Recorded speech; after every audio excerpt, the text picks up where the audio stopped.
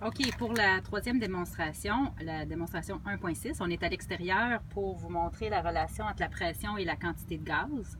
Fait qu'on est venu dehors pour vous montrer quand on met de l'air dans un pneu, dont le volume varie pratiquement pas, qu'est-ce qui arrive à la pression. Fait qu'on va vous montrer la pression dans le pneu avant, on va mettre de l'air, puis on va vous montrer la pression après, avec deux autres instruments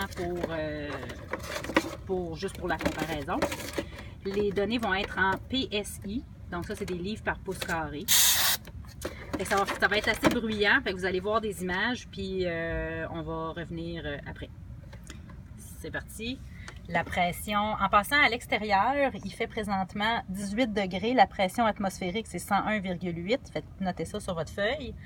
La pression initiale est autour de 25 PSI.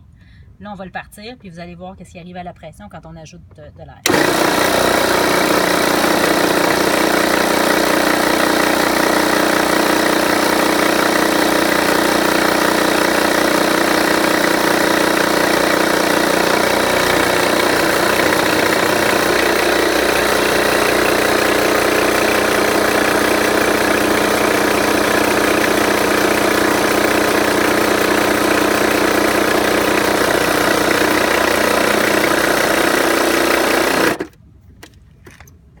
Donc, évidemment, il faut quand même faire attention pour ne pas mettre trop d'air dans le pneu.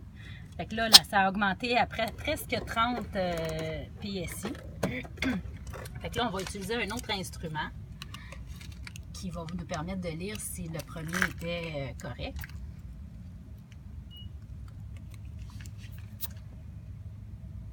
Fait qu'on a une pression de 31,5. Donc, un petit peu supérieure à l'autre instrument. Et un autre instrument qui est aussi proche de 31, à peu près 31 PSI. Alors voilà, la relation pression-nombre de moles. Quand on ajoute de l'air, la pression augmente.